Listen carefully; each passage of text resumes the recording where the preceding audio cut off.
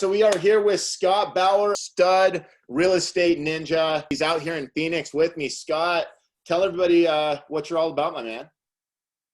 Yeah, man. Appreciate you inviting me onto the call here today. So, I mean, I run a wholesale business for almost 10 years here in Phoenix, and through that, over the years, I've been able to acquire 16 rentals and start to learn how to create some notes and do some hard money lending. And it's just been it's been a fun ride, that's for sure. And we're riding right now we're riding hard, that's for sure. I love it, man. So you're here in Phoenix. You're doing deals. You've been at this for a minute. How long have you been in real estate altogether? So really, it's 10 years. Yeah, I've been in since 2011 is when I got started. So end of 2011. God, it's crazy to think it's been 10 years already. 2021 more. No, it's been 22 now. So almost 11 years, right? It's crazy. Yeah, it is. How did you get started? So actually I started as a realtor, which, just a normal agent that I feel like everybody should go down that path. And the reason why is because it gives you an understanding of how a transaction really should work, right? Kind of gives you the retail level, and you learn how to be a buyer's agent first, and then you learn how to be a seller's agent and do listings, and you learn kind of just how the whole transaction works on the retail side. Of course I'm biased because that's my experience in doing this. But I think everybody should start as a realtor, if not be an agent and be a realtor the entire time. Now I don't practice as a realtor anymore. I gave that up many years ago, but I feel like it's a really good way for people to just understand the business. Yeah, no, 100%. And man, my past similar as well. I kind of got into real estate for the investing side, but it was right when the market crashed in 2008. And so the opportunity in front of me was short sales. And in order to do short sales and actually negotiate directly with the bank, who was essentially the seller in that type of transaction, you had to have your license. So because of that, I ended up going down that route. But I knew I was committed for the long run. So it was the same thing. Like, I learned how that transaction worked. I wasn't just like, oh, let's get my license to do this or whatever. It was like, no, I want to understand. And then from that, now we can list our own rentals. We can list our own fix and flips. We can list our own wholesale deals. We can run comps real easy. And we just have that understanding. So I love that you said that. I'm the same way. And like, if you guys are out there watching this video right now, if you're brand new, or if you've been doing this for a while and you've considered getting your real estate license, like, I 1,000,000% agree with you, Scott. I think everybody should have their license, or should get their license. It's going to help them. And a lot of people will say that there's extra liability that comes along with getting your license if you're in the real estate investing space. I know my answer, Scott, but what do you say to that? So I don't think there's any more liability really at all. I mean, and the reason I say that is because if you're doing good business and you're doing things the right way, there's really no liability, by having your license. There might be some more paperwork that you have to do. There might be some more disclosures and whatnot that you have to put out there for all parties involved in the transaction. But it doesn't mean there's any more liability necessarily. Sure. And you said, paperwork and disclosures, ultimately it's really like just an extra line or two on your contract, maybe a little thing in your signature on your emails. It's not like a major thing, right? Right. In fact, I think too, it's almost like helps you with credibility, because at the end of the day, right is right and wrong is wrong. If you mislead a seller, fraudulate a seller, like do something wrong, you're going to be on the hook. Doesn't matter if you have your license or not. Now, if you have your license, you're going to be on the hook and lose your license and get penalized with your license. But it's not going to change whether you're in the right or in the wrong. However, having your license will actually give you a ton of credibility with sellers, because they have confidence that you understand how to run the transaction, and they know who the heck you are, and that you're held to, a little bit higher of a standard with the Department of the, whatever state you're in. Yeah, I don't think that it hurts you at all. Here I say that I'm not I don't have an active license in real estate. Really, the reason why I let go of my license was just a different focus. I didn't let go of the license. I hold an inactive license. I still have to keep up with my CE credits, and ultimately, I'm still a licensed agent in the state of Arizona. I just don't have it active and hung with a broker, which is a whole another conversation if you don't understand what that means. But well, we're happy to have you over here at Easy Button Realty anytime you want to activate, brother. You know, and I've thought about doing it, but it just, for me, at this point, I have other things going on. I have other things I'm focused on, so that's not really needed for me. Yeah. But if and when that does become an option again, I'd gladly turn it on. I wouldn't be scared of any sort of liability or any added, even the paperwork doesn't scare me. It's just, like you said, you've been in Arizona for 10 years, but I mean, for somebody who's just getting started, there's probably not a better way for them to learn comms, start being able to run comms, set up searches, look at actives, see realtor private remarks, and really start to see what's going on. Well, you know what else it does is it allows you to start to rub shoulders or rub elbows with people that are in the industry. You get to meet the investor that's out there doing the fix and flips. You get to meet the wholesaler that maybe is bringing deals to you, or you're working with the wholesaler. You get to meet the property manager. You get to meet the home inspector. You get to meet all these aspects of the real estate transaction. The hard money lenders potentially, the traditional lenders potentially. You get to meet all the different people so that you really have a better understanding of all aspects of a real estate transaction. And therefore, that also could open you up to maybe another avenue of real estate that you want to go down. Of course, there are so many different ways that you can skin the cat in this industry and make money and be successful. And until you know what all those opportunities look like, you can't really make an educated decision. So being a realtor is really like your foot in the door, so to speak, on getting access to all of these different opportunities within the real estate space that are available to you. And ultimately, it doesn't hurt you. It just benefits you. 100%. Yeah, it accelerates the networking. It accelerates the experience, and it gives you those options. We talked on the last episode with Casey Ryan. For you guys watching this on YouTube, I'll put the link up here. You guys can check that out. But he said it was a similar conversation, but because he does a ton of fix and flips, and he was saying how like wholesalers should do a fix and flip every once in a while, or if they're brand new, at least do one or two, because it'll make them a better wholesaler. And like, I would argue that's the same thing. Like every wholesaler or every serious real estate investor should get their real estate license, because it'll make them a better real estate investor. Not necessarily that they need to go down the path of being a retail agent. I've never been a retail agent. Obviously you're not, either. But yeah, huge benefits. And so then from there, that, can help get to the next step, because again, it's going to reduce that networking, the timeline, and the cost of the networking. So with you, Scott, you got your license. That was your foot in the door. That accelerated your networking and your learning curve. Then what happened next? So really from there, I was a practicing agent for a year.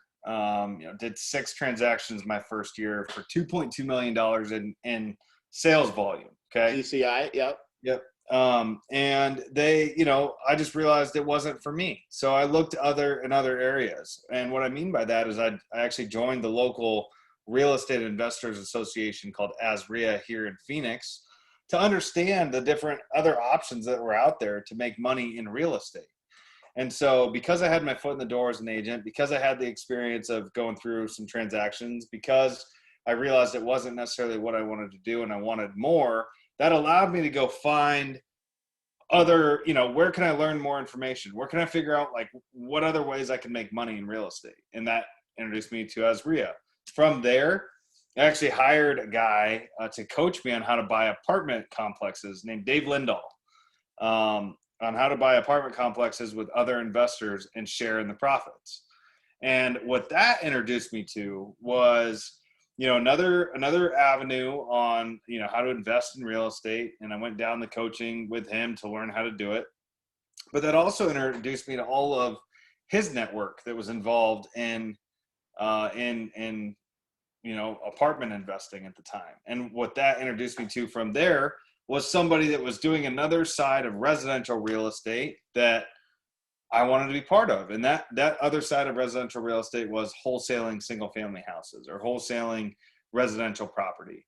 So, you kind of start to connect the dots, and it all started with real estate license. Then it starts to, you start to mingle with other people. Then you figure out you want to do something and it leads you to another thing. So then I got into, I'd already been down the single family road as a realtor and had sold 6 transactions. I knew how to comp property. I'd been on the buyer side. I'd been on the seller side on the 6 transactions that I did. I'd gone out there and I door knocked. So I knew how the residential transaction worked. But then when I figured out how to wholesale houses, now all of a sudden it was a new game. Because no longer was I going to be in the retail side of it. I'm now going to be in the investment or wholesale side of it, which was just a different way to do the residential side of things. Right. Yeah, and powerful. I look at it and I say it's almost the same game. You got to go find the deal, find the seller, but instead of making 3% as a commission, typically we'll make about 10% as a wholesale fee. Yeah, and I mean, and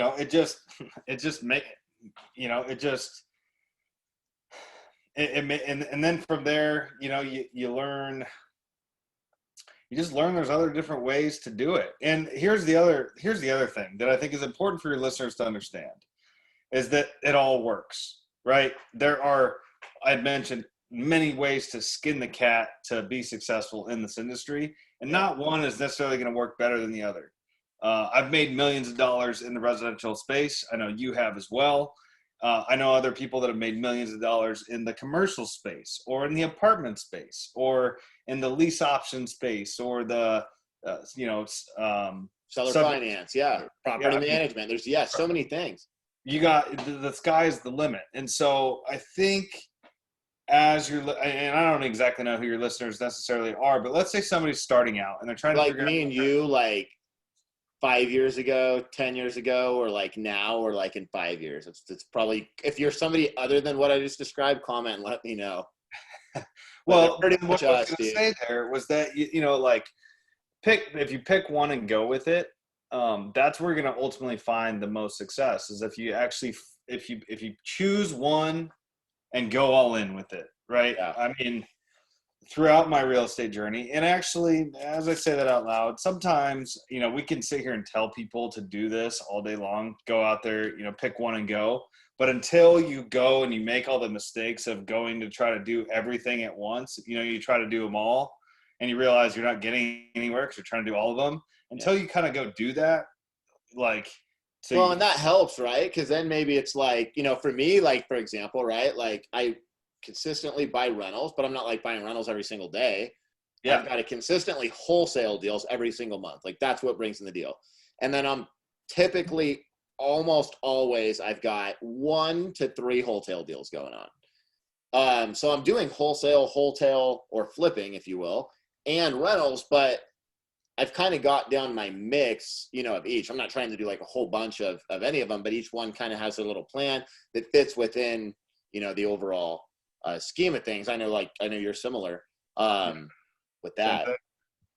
Same thing. And, in my world, the wholesale side of things that's like the ground level, right? That provides the opportunities to then make a decision on what to do with those opportunities. Do you wholesale them? Do you wholetail them? Do you fix and flip them? Do you put them in your rental portfolio? Do you create a note out of it?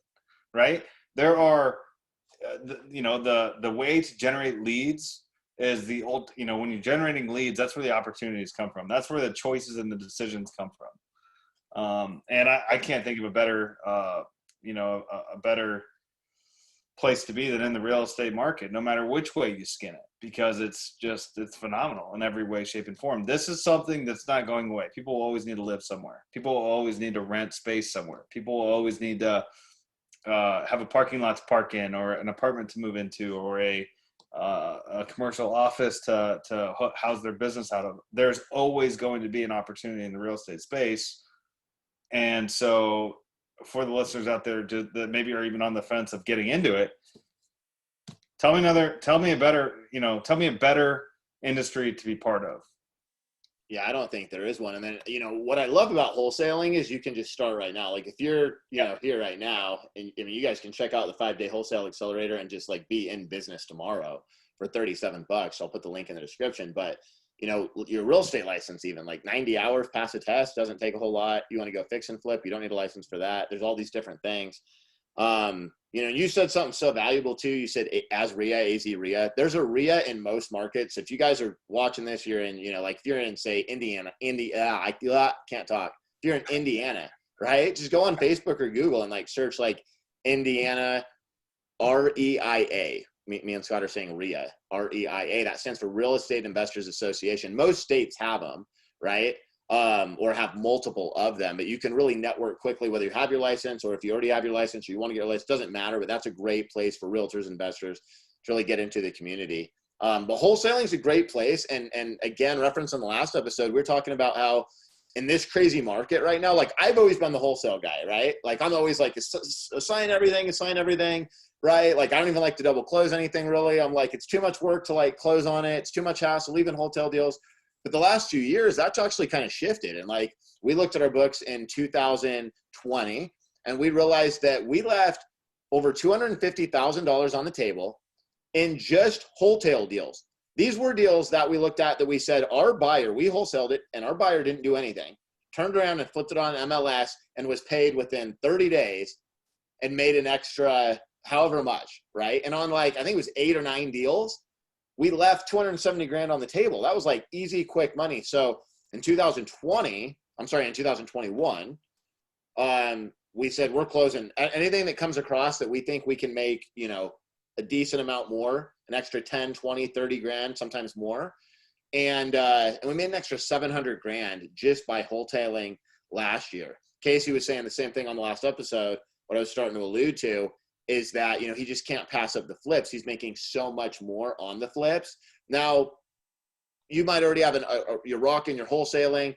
All of it works. Like Scott said, everything skins the cats. But this market's crazy right now. So that leads me to my next question, Scott. Right now in this market, what are you doing the most of? Is it mostly assignment fees? Are you doing some wholesales? Are you doing some fix and flips?